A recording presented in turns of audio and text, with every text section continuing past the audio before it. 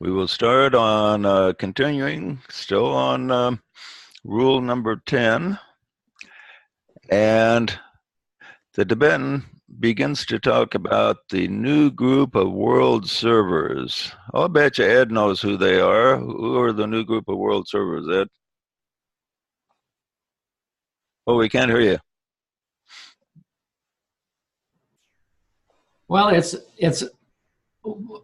us and people like us, people who have the intention of connecting with the good, the true, and the beautiful of life, and working toward the evolution of human consciousness. Okay. You got anything to add to that, Joshua? I know you're a student of the ancient wisdom. Well, I find it a little difficult to sort out because, you take things Lucas Trust said and you see things the Tibetans said, and the standard seems almost to be so high that you can't actually imagine somebody being a part of that. At least that's from what I've read. Yeah, he's kind of funny that way. Sometimes when he's just talking about the first initiation, it sounds so far removed that you wonder, has anyone on the earth even got that far? Other times it sounds like, yeah, that's something a lot of people kind of fit in. And so he sometimes does that. I notice that he makes he kind of projects kind of the consciousness of the masters sometimes when he's talking about what us fairly ordinary people are striving to achieve. Have you noticed that kind of? I don't know if I put it like that, but sometimes, like you said, the standards just seem to be like, boy, how can you get to that? The new group of world servers, if it wasn't this thing that I read recently, it seemed like, boy, Gandhi and Martin Luther King, they're not quite measuring up either, Right. You have to take your stand, and you have to be that and act as if. Yeah. But it makes it weird. Like, so in the arcane school, like in the beginning, they asked you, have you seen a member of the group of New World servers? And do they? That's interesting. I don't remember him ever asking that. I joined it way back in the 70s and was a member for a couple of years. And then I just didn't get enough benefit from it, so I dropped out, did my own thing. But there's people who I think are doing good and significant good, but I'm not sure if they fall into that category. Like Stephen Crowder, for instance. I don't know if you're aware of him, but he kind of he's partisan. He's like after the truth and stuff. He's a comedian though, so he makes fun of people a lot. And the Tibetans very strongly emphasize, no partisan attacks and all this sort of thing. So. Yeah, basically he says a new group of world servers. Well, in the past, the hierarchy has worked through groups, and they try to stimulate evolution through groups, and then they've concentrated on this the last 300 years. But then now they've decided to do something different, because the trouble with groups is they're limited in what they can do and they become corrupt. So they're focusing on what he calls a new group of world servers that are people that are seekers and aspirants that want to serve within their hearts, and they are working with these, and the hierarchy has made a subtle connection between all these servers of the race. And he says they're found everywhere. They're found in every religion. And he says this is the focus more than one particular church or group or Masonic lodge or anything like that, So they're focusing on this new group of world servers. And what qualifies the person to be in this group is several things. Number one, he has to be sensitive to impression from the hierarchy. And he says many people that are in this group don't even know they're in the group. You know, they don't know they're a disciple. They don't see themselves as being spiritual. They may be a scientist or a politician or an educator or a writer or something. And for instance, if a person is a writer, he may get an idea. He thinks it's his own idea, but it's sent to him from the hierarchy. And he's in more communication than he realizes, and so he starts writing and the words just tend to flow. And so he thinks he's doing it pretty much all on his own, but he's getting supporting energy from the hierarchy, and on the subtle planes he's connected to all the other new group of world servers. And so this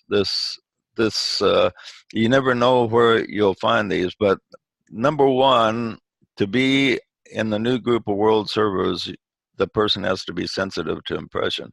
And number two, he has to have an unselfish desire to serve his fellow men and women. And number three, he has to be somewhat developed on the mental plane, where he's not too strongly influenced by the emotional plane or the astral plane. And so you find these everywhere, and the people that you think may be a new group in this group, oftentimes they may not be in the group. And some of the ones you may not think is particularly spiritual, they may wind up being in the group. So you just never know. You'll know by one of the signs is when their work is moved along somewhat. You ask the question, has the work of the spiritual hierarchy been moved a step forward by this person? And if it has, he's probably in the new group of world servers. If you read in the paper how he was arrested for bribing someone or pilfering funds, then you can probably assume he's not in the new group of world servers, even though he seemed to be a pretty good guy before you found out all the information about him. But of course, what he points out too is even though a person's in the new group of world servers, they're still flawed, and they still have personality problems, and they make mistakes. But if you see that their whole motive has been for the selfish self, well, then you can pretty much assume they are not in the group. But if you can see their motive, even though they made mistakes, is for the good of the whole, then it's quite possible they are. Now, some of the new group of world servers will disagree with others. Like in politics, you may have some on the Democratic side and Republican side that are arguing with each other and actually attacking each other, but maybe they in their heart, they're both trying to do what is right. They're just haven't reached agreement as to the right way to proceed. And this happens. And DK tells us, even though he says that the hierarchy doesn't look at these type of problems as being a major problem. What they look at is the end result.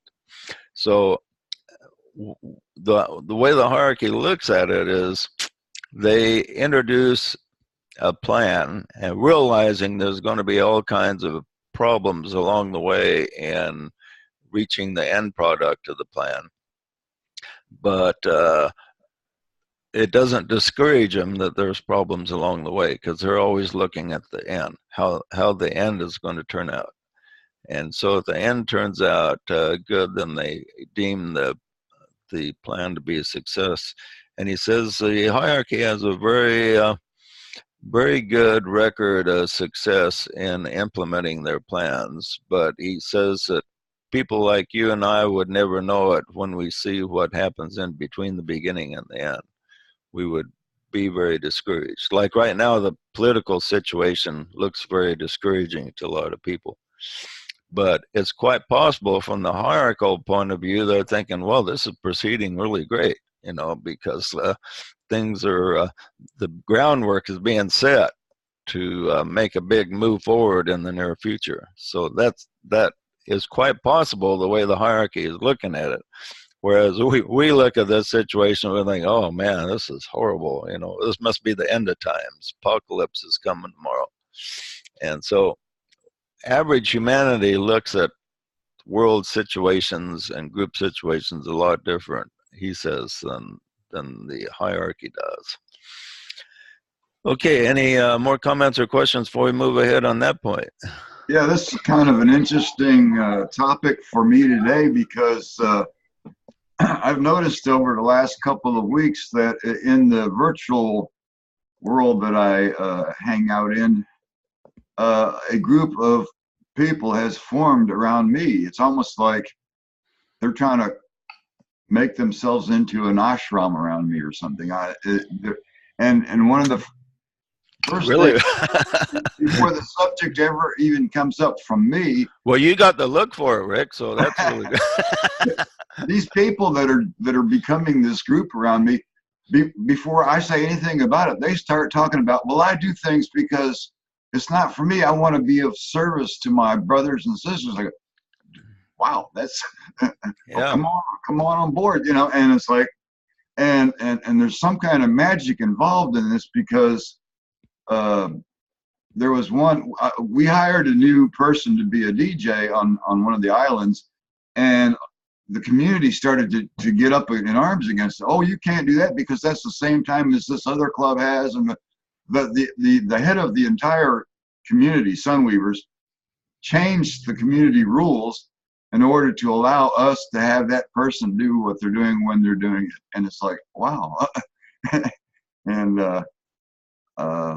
it's just kind of like, I didn't do this on purpose. Why are all these people gathering around me? Everybody wants to like sit at my feet and learn stuff from me, and they want to become one of my knights, and so it is really interesting that one of their introductions of their thinking to me is they want me to know that I'm not in it. I don't want to do this for anything for me. I want to be able to be of service to other people. And that's what we're looking for here. Come on in. Yeah.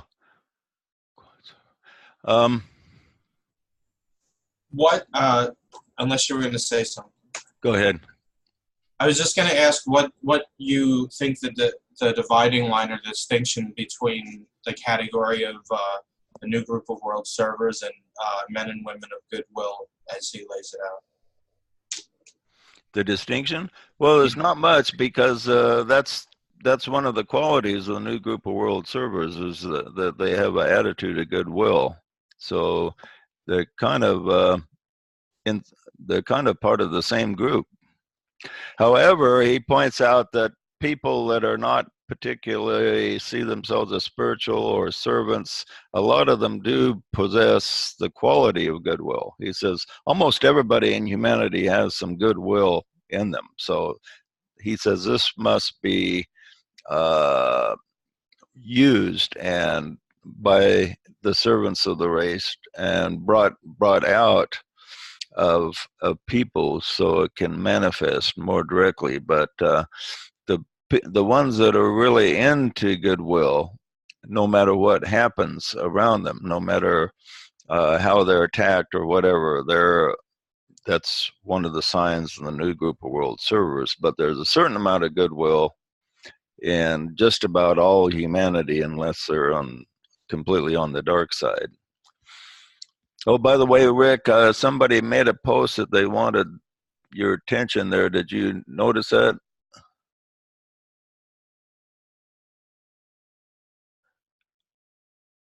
Oh, missed him there. I posted up. They were looking for the address for Petra and the new city. Yeah, that was it. Yeah. I put that out there. Oh, okay, good. Okay, does that answer your question there, Joshua? Or?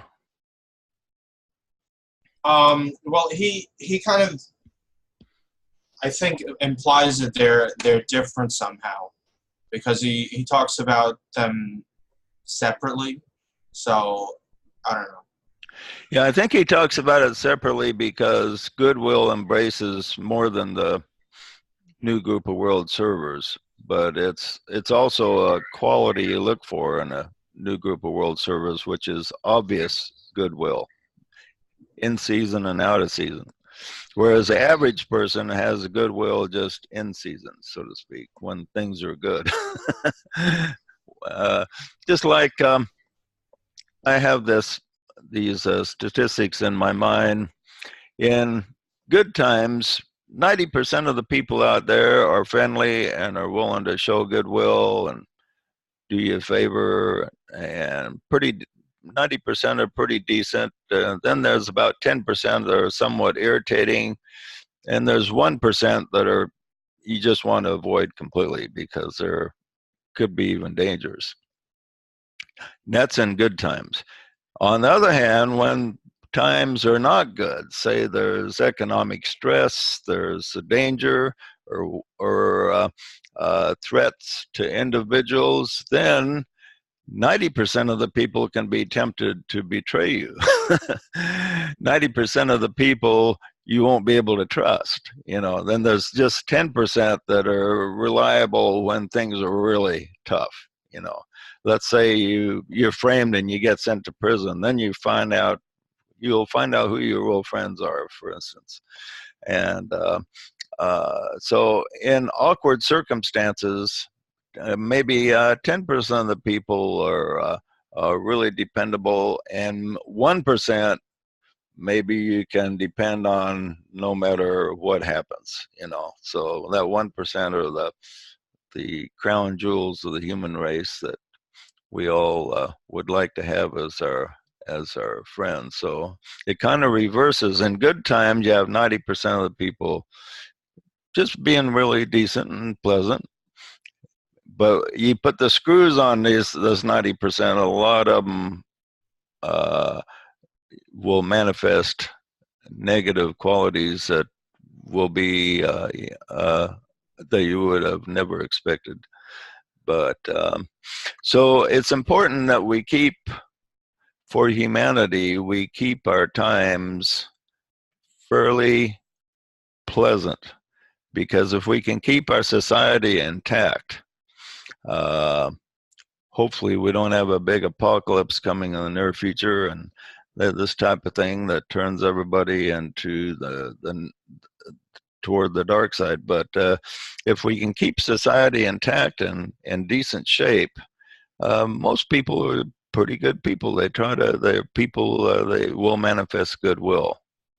And so the goodwill, if it's manifest, and DK points this out again and again, that if we can keep the goodwill in circulation, then this will bring in the new age where we will not have to worry about nation going to war against nation and group against group. Goodwill is the key to bringing in this age of peace that we're all hoping for. Okay, any more comments on that before we move on? Well, in our time, a lot of things have to be brought to the surface so they can be dealt with. Now, we're seeing the emphasis on a lot of the negative side of politics and economics and the whole thing. We're seeing what's coming to the surface because it is the way of things. It has to come to the surface to be handled and dealt with. Yeah. It's sometimes the screws have to be tightened, so to speak, to cause flaws to come to the surface, so those flaws can be corrected, and then we can have a cycle where better things occur. That's a good point. Now, DK talks about the evolution of humanity here as we progressed up to this point. He says we have passed through two different yogas. Anyone know what the word yoga actually means? It means union. Right, means union. Okay, so everything all of our progression, one of the main goals of our progression is to obtain union of different parts of ourselves, union of our lower self to the soul, union of the soul to the monad, union of us to each other. And so everything is kind of a yoga, for so to speak. And he says we pass through two yogas, and the first one is the Lemurian stage, and that was called Hatha Yoga, which is a yoga of the body. And this is a yoga that is popular when people talk about yoga classes. They're going to a Hatha Yoga where they're doing physical exercises to put you more in tune with your body, and it's good for the health of the body. This is the first yoga, and in Lemurian times, this is what the enlightened people were directed towards, was to get in tune with the physical. And this is where the concentration was. And in Atlantean times, it was raised up to a Bhakti yoga, and this is the yoga of devotion. And a remnant of this is found in the Masonic rituals, the church rituals, the sacraments, the temples, art, elaborate fixtures and furniture, and devotion to strong authority. All this is associated with this emotional yoga that affects us on the emotional plane. So say you go through various, in the Masons or the Mormon Church or the Catholic Church, you go through these various rituals. He says this is actually a form of astral or Bhakti yoga. And this was popular during the Atlantean times. So they did kind of the focus was on kind of a Masonic type endeavors during the Atlantean times, and that's where the enlightened put their attention at that time. That was pretty much the height of where the consciousness of the average aspirant was able to reach. Now, in the current times, we're going to a higher form of yoga, the yoga of the mind, and this is called Raja Yoga. And this is the focus of the Aryan race. Now, when we talk about race, it's important that you understand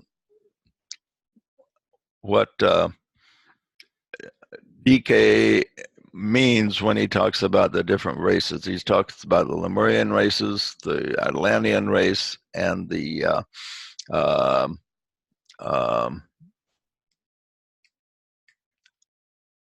Aryan race. Couldn't think of the word for some reason.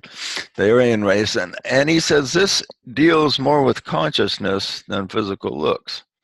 And he points out that when and he's been accused of racism by many people that's read his books, but when you read what he's really saying, you can see he's not really racist at all, because he talks about race as consciousness. And he says as consciousness evolves, the actual physical features of the person begins to adapt to the consciousness. And he says it doesn't matter what his birth race is, he will adapt to the consciousness of the Lemurian, the Atlantean, or the current race. So it doesn't really matter. The physical features don't really matter. But he says we change according to our consciousness, and our racial features become more refined. Now, a great example of this, if you look at the early pictures right after photography was developed, and look at those old pioneers. I mean, where do you find a really beautiful looking woman among those early pioneers? You look at those early pioneers, they didn't really look that great, you know. And neither the men or the women, you know. And then you look at pictures of people today just look a lot more refined. And why is that? It's because their consciousness moved ahead. Now, let's look at the black race, for instance. You look at those pictures of those early slaves, they didn't look very evolved at all. They looked kind of rough compared to pictures of the black people today. They look a lot more refined than they did back in the days of slavery. Now, part of that reason was not very many enlightened people wanted to incarnate as slaves, for one thing. So they were kind of, the people that incarnated as slaves were people who had a lot of karma. So now the black race is free from slavery. A lot of people want to jump into the black race. Matter of fact, a lot of people are fairly enlightened people are jumping into the minority races because there's more opportunity there. And now, if you're running for politics or something, you don't brag about being a white guy. You brag about being having Indian blood or black blood in you or Hispanic. To get elected, you just about gotta ignore any European descent in you. So it's everything is reversed. Used to be a big handicap to be not Aryan. Now Aryan race, and now it's or white race. Now it's everything has been reversed. But DK points out that the Aryan race isn't necessarily part of the physical, it's more consciousness. So what we're witnessing is all the races kind of moving toward, the enlightened among all the races are moving toward a similar type of look about them, even though the skin color is a little bit different. The look of the enlightened among the various races is merging, so they you don't even hardly think of race when you look at these really intelligent people among the various races. They, if you neutralize the skin color, they or ignore the skin color, they look a lot. Their features are amazingly same among the more intelligent of all of the races, and these people are of what DK calls the Aryan consciousness, or they are practicing the yoga of the mind, the Raja Yoga. And the Raja Yoga is to give the disciple power over the emotions. So the emotions no longer control, but the mind takes charge. So even though, for instance, a person runs into somebody that captures his heart, but is totally wrong for him to marry, it would be a disaster. His mind computes that this would be a disaster to marry this woman, but his heart says, yes, marry her. The mind will take charge and say, well, I got to move on because this just doesn't make sense. Okay. And so this, where love is involved, this is the romantic love is involved. This is probably the biggest challenge for the mind to take charge. And so the mind must assume control over the emotion. So it is the final decider. Now the mind takes in consideration what the emotions feel. And if, say, it's doesn't really matter one direction or another for the outcome, then it will maybe go with often go with the emotional feelings. But if the emotional feelings take you in a way that doesn't make sense, and what Raja Yoga is teaching you how to use the mind to assume control of the decision making. Then he says the next yoga up, which is the yoga of the future, and the yoga of the masters is what he calls Agni Yoga. And it's a yoga of spirit or fire. Anyone know what that is? Where's the focus of this yoga? It's focus of the will. That's part of it. Any other comment? Focus on knowledge. Yeah, it's the focus of living ethics. Of what? Agni Yoga is the yoga of the living ethics. Okay, that's part of it. It's Um, also about knowledge. What's the next step above mind? The intuition. What? The intuition. Right, intuition. It's a yoga of the intuition, basically. So the Agni Yoga taps into the intuitive level. So I'd like maybe to add a clarification on the definition of yoga. union. It doesn't actually mean union. It means the harness that unites us. Like the identical word for yoga is yoke. The part of it's part of the That's harness a good point. that the oxen wears to pull the wagon. So a yoga is that which harnesses you into which unites you with the cart. It puts the horse in front of the cart. Yeah, yeah.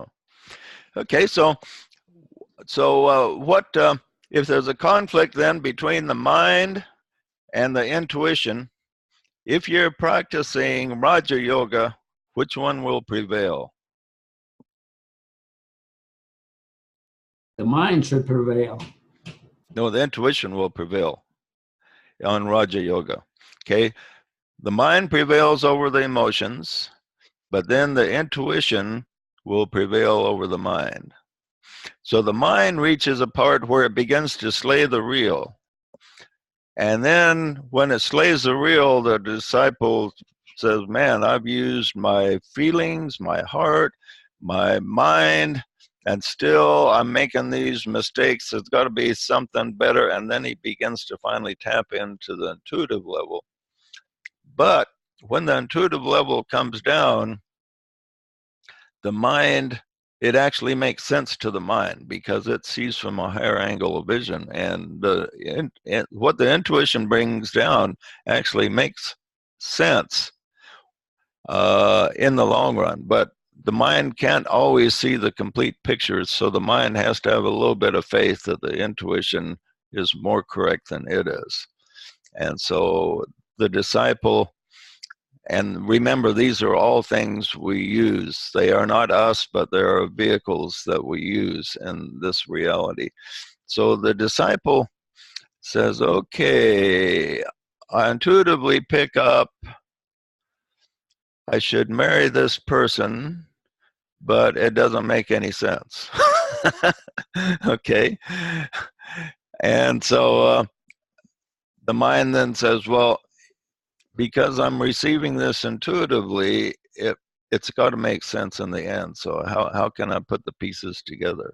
And so these things work out. Usually intuition doesn't enter that part. It's usually with things that are more puzzling to life, like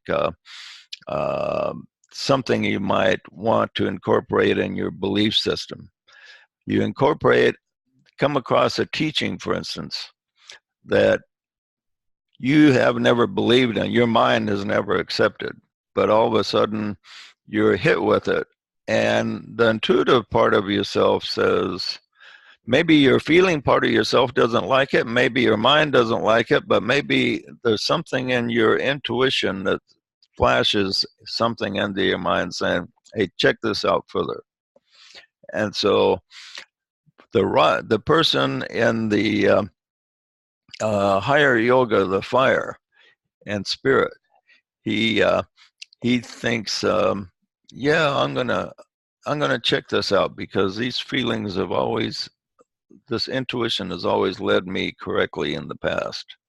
And he begins to, as he pays attention, then flashes of knowledge and understanding come to him. and then pretty soon everything makes sense to his mind. And when everything makes sense to his mind, then his feelings follow. His feelings say, this feels, not only does it make sense, but it's beginning to feel good also. And so that's where the final intuition comes in. And the new group of world servers are somewhat, in various degrees, into the Agni Yoga, the yoga of the fire, which is the yoga of the future, so to speak. But what their masters are trying to do right now is just get average humanity more into the mind. And right now, most of humanity are still polarized in the Atlantean consciousness and on the emotional plane, and they make emotional decisions, are still swayed by emotional arguments. And so to bring in the new age of Aquarius, we need to switch disciples over to the yoga of the mind, where the mind assumes control. And when the mind assumes control, all of a sudden, all these wars we've been having in the past will be seen to not make sense to us now. And when the war doesn't make sense, then we can have the age of peace brought in. But in the past, why does one group go to war with another? Because they're mad at the other guy and they feel that he needs to be destroyed. And so war is caused by, always comes from the emotional plane.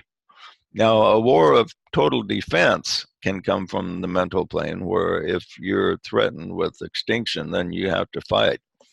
But that's different than, say, you want somebody else's land, and so you're going to go to war against him, or you don't like what he believes, so you're going to go to war against him. And wars are caused from the astral plane. If we can switch humanity over to where humanity itself are polarized largely on the plane of the mind, at least the leadership of humanity, then we can usher in the age of peace. And during this age, they'll be guided by those that are into the Agni Yoga of the spirit. Okay.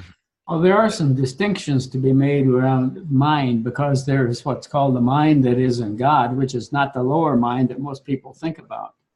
Yeah. And that has a great relationship to intuition, the higher mind.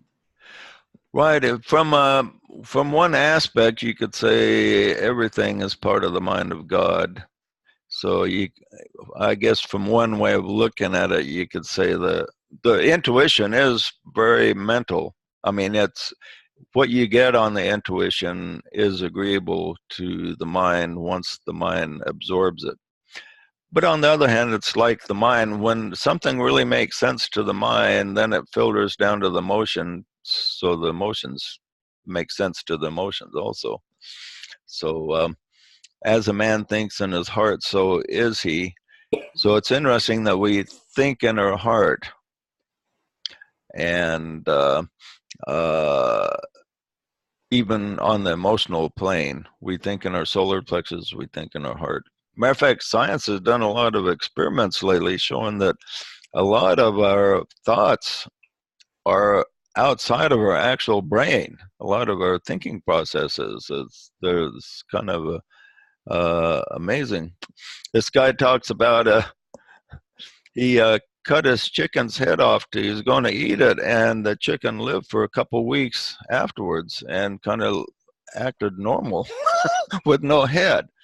And so it made him think that, well, maybe you can still think to a degree with no brain, So this chicken seemed to act pretty normal with no head for a couple weeks before it finally died. Which is kind of weird story. One time my dad cut off the head of a chicken and it took off flying. It took off what? Flying. Flying? Really? Yeah. Oh, I never had that happen. Yeah. So the DK says in 1500, the masters met in conclave to formulate a plan to create all these various groups. And he says quite a bit of progress has been made through the groups, but then they reached their limit. So they had to switch over now to creating the new group of world servers. But he says the hierarchy has two major problems with disciples that they have to deal with. One is lack of continuity consciousness. So in other words, a disciple reaches a certain degree and then he dies and he goes through a period of rest and learning in the spirit world, in the world of souls. And then he incarnates again and he often forgets who he is. And he doesn't have that continuity consciousness. So he has to kind of start fresh again. And he says this is a problem for disciples, is that when they incarnate again, they often lose too much of their consciousness. So it's important as we go through our life that we keep a focus on the future. If you have as your goal not only this life but future lives, if you have that as a goal, it will help you maintain a continuity consciousness. So when you incarnate again, you will be able to keep more of what you have here now. So that is one thing the disciple can do is just don't plan for this life. See yourself as what you're doing now as affecting lives in the future, and this will help you maintain the continuity consciousness. The other thing will be meditation and contemplation upon higher things, upon the spirit, upon the soul, and communication, establishing communication with your own souls. All these things will help you when you're incarnated in your next life. Now, if you kind of achieved quite a bit of contact early in life, like Ed here says, I think you said you were kind of born a seeker, right, Ed? Well, I think so. Yeah, so he probably he has a good continuity consciousness. So in his last life, he probably was thinking of the future as well as his present, and it carried over. So when Ed was young, he got interested in the spiritual side early in life. Now, yeah. So, how about you, Joshua? How early do you feel you kind of captured where you were in your last life? Captured? Well, I mean, for want of a better word, or retrieved, so to speak. I don't know if I'm there yet at all. I mean, well, so it's like I have a lot of bad things that happened in past lives, so that's part of it. So part of what I'm doing is working through that. So getting to where I was isn't an ideal state exactly, at least part of it. Yeah, no, that's a good point you bring up. You not only have to capture the enlightenment of your past, but you also have to get a feeling of your karma so you can kind of work that out. And if you get a feeling, that's part of the continuity consciousness, is to get a sense of what you have to work out in this life. Because it's many people that are quite enlightened are born with a certain amount of karma they have to work out before they can move ahead very much. And so they have to pick up that. And that's part of the continuity consciousness. And he says this is one of the problems that all disciples have to deal with, is this picking up where they kind of left off so they can take their next steps. We're all just a little bit dense as far as that goes. And And density is a problem that affects probably 99% of the disciples to a degree. Probably none of us are progressing to the maximum amount that we maybe planned upon as we entered into this life. We probably had pretty high expectations of ourselves. And not too many people are going above what they hope for. So it's a problem, but it's something that we all deal with. And all of us, just about all of us, make some progress in each life. But this continuity consciousness is important, that the disciple try to pick up everything he had from the past and also what he has to do. And the second thing he says the problem with disciples is they lack sensitivity to higher vibration and messages and are too much drawn to lower psychism. He says they have a love of psychic phenomena and a failure to differentiate between the vibrations of the various grades of hierarchical workers. And this greatly hinders the work. So, yeah, a lot of people get drawn into a lot of these channeled messages they believe without checking with their own souls. And this distracts a lot of disciples. There's a lot of teachings out there. It's especially with the internet.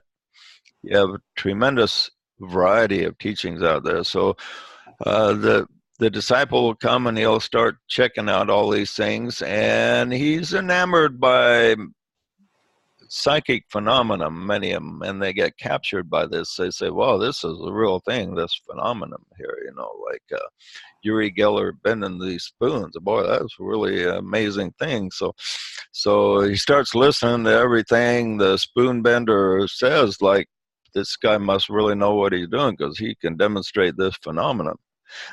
And so he doesn't check enough with his soul to see if what the guy is saying is really registers with the soul. He says this sidetracks a lot of people, and a lot of these channelers, because they're channeling another entity that seems quite intelligent, they think, well, this is almost like the voice of God. I've got to believe everything this guy says.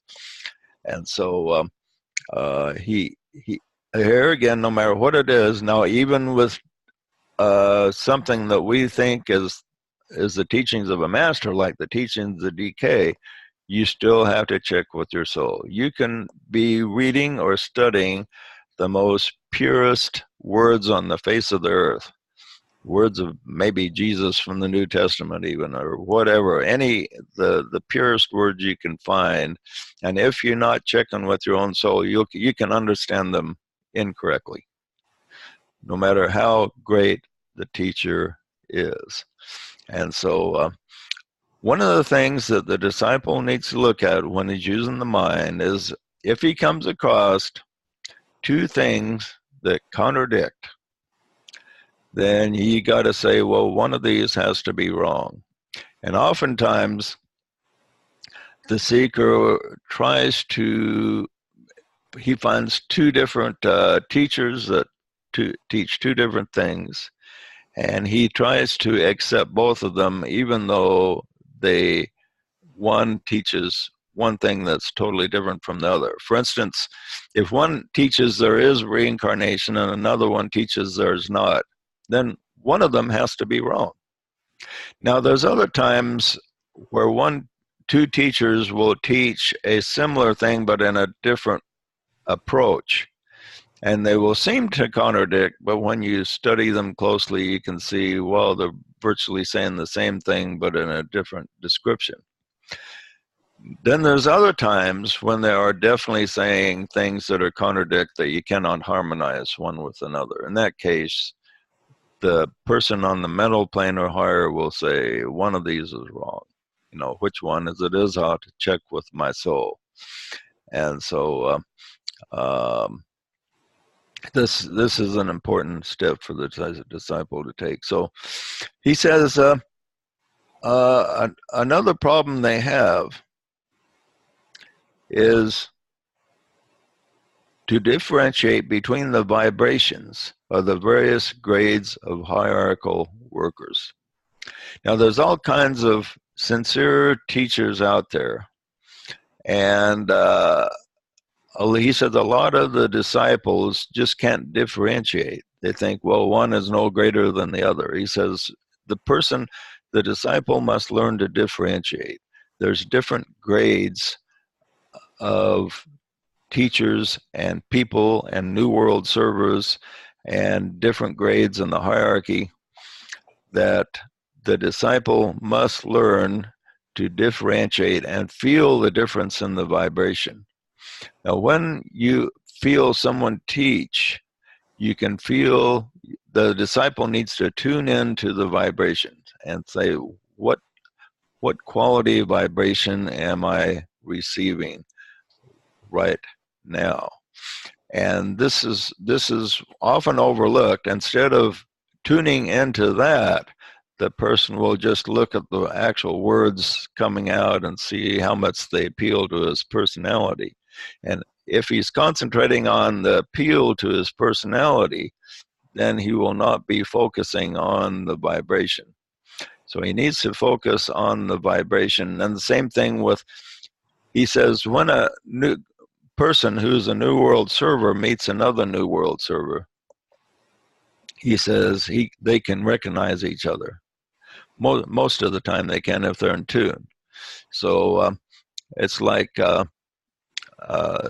group here, for instance, are on a certain level of vibration. When we meet each other, we feel a certain vibration from our interplay, and we feel that kind of you met a brother or a sister in the work. And this is a sense that the disciples need to incorporate in their life, that sense of when you meet people, tune into their vibration. Now you can practice this as just people you meet in everyday life. If you're at work somewhere and you meet people and you have customers or whatever, you tune into their vibration. What is this person's vibration? Let's say you meet a half a dozen people a day, okay, in your work or whatever. Tune into the vibration. Say, what is the quality of this person's vibration? And just tune into them. It's a good practice for you. And do that with your members of your family, with your kids, with your loved ones, with your friends, with your associates, with people you bump into, or maybe just shopping at the store, out and about, or among a crowd. Take a look at people you just encounter and tune into the vibration. It's a good practice. But it's especially important that we use this ability when we incorporate people that we want to take into our circle, so to speak, into our circle of people that are our friends, our teachers, our associates, especially in the spiritual work. We want to learn to recognize the servants of the world, the people with true intent, so that we can take them into our esoteric circle that we're incorporating in our own personal group mind, so to speak. Okay, any comments or questions on that? Well, I just want to tell you that there are distinctions and there are degrees of everything. And as far as the idea of the psychic and this and that and the other thing. And as it says in the Bible, to test the spirit, that means, like you said, test it with your own soul, your own development. Yeah. Now, I have had the experience back in the 70s to have been asked to participate in a group where there was a medium who came. And what came through was exactly the things that we talk about, and it was exactly from those books that we are reading now. Yeah. And actually, there was a time when they said that we're going to have a special meeting, and the ones that came through were Alice Bailey spoke to us briefly, and she said that these are not my words, but the words of Master Dwal Kul, which she more or less acknowledged. Mhm. And HPB came and spoke to us, and she, in a very difficult way to speak in a Russian accent through a man who was about 6'4", weighed 400 pounds. And she said, the sense testimony is erroneous, but she tried to say that don't believe the appearance world, believe your own soul. But anyway, there are degrees of psychic things, and I've had the time to look into various degrees, and I know the truth from the fiction. And like in everything else, we're all in a state of becoming. And we're either, each one of us are either above or below someone else in our development. Yeah, well, this is one of the things that I think the Dark Brothers are sowing among humanity to produce confusion. They're saying there's no differentiation, all type of discrimination is wrong. Now, racial type discrimination that is popular, that is, that is wrong, but to discriminate from one level to another, that's something that DK points out as very important for the disciple to learn.